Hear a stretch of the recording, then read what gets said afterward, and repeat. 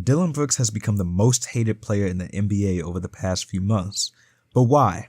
Why have NBA fans collectively come together to hate on Dillon Brooks and perceive him as this quote-unquote villain? It actually all started last season, when Brooks was ejected for a hard foul on Gary Payton II in their playoff series against the Warriors.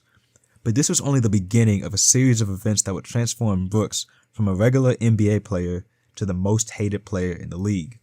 Fast forward to January of 2023, which is when Brooks, and the Grizzlies for that matter, really received the status of the enemy during a Lakers game, where Shannon Sharpe and Brooks got into a heated exchange which garnered the attention of the entire Grizzlies team. This became a huge deal, as Shannon Sharpe is a well-known analyst, NFL Hall of Famer, and LeBron fan who people believe could certainly handle Dillon Brooks in an altercation. This is where the talking began, and the bad guy persona began to unleash. Then, in early February, Brooks was involved in an altercation with Donovan Mitchell that led to both players getting ejected. It was here where we can see Brooks' hated side really start to come out. He began building an image as someone who was aggressive and dirty, similar to how some fans perceived Draymond Green. But still, it was not yet at this point when Brooks was so heavily hated.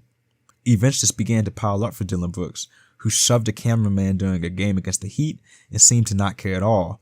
And then he said that the money he was to be fined was just paper, which fans took as inconsiderate to the majority of people.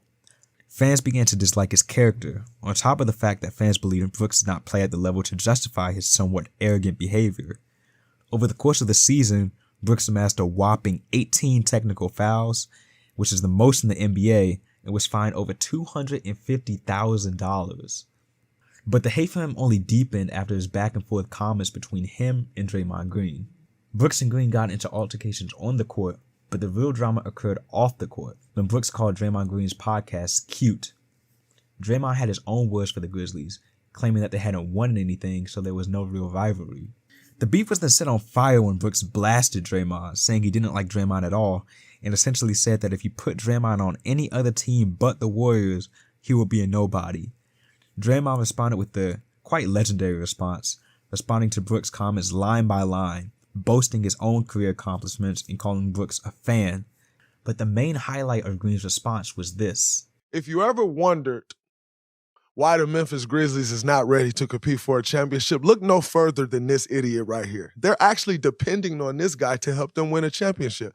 The dynasty starts after you, not with you. NBA fans actually agreed with Draymond in this, and fans were already annoyed by Brooks' character, but felt like after this, he was not justified at all in coming at Draymond and the Warriors.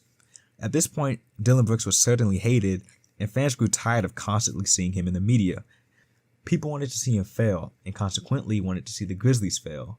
But this is not the end. During their playoff series against the Lakers, Brooks decided to come at arguably the greatest player of all time in LeBron James, saying he was old, beyond his prime, and could not beat Brooks one-on-one. This garnered so much backlash that even Skip Bayless, the most notorious LeBron hater, said this.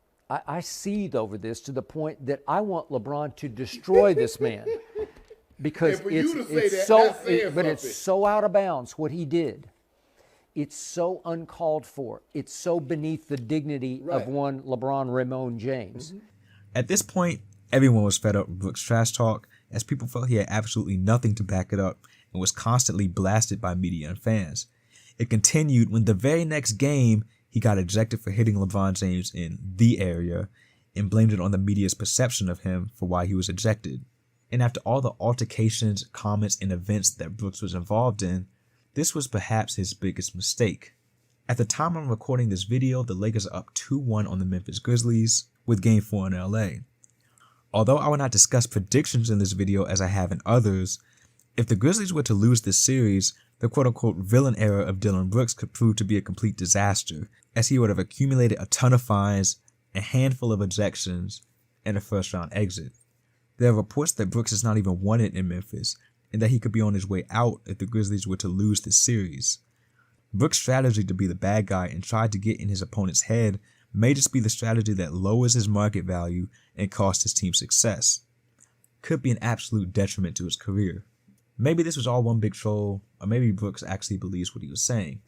Regardless, the rise and fall of Brooks' villain era in the 2023 NBA season has been entertaining and has added flavor to the NBA.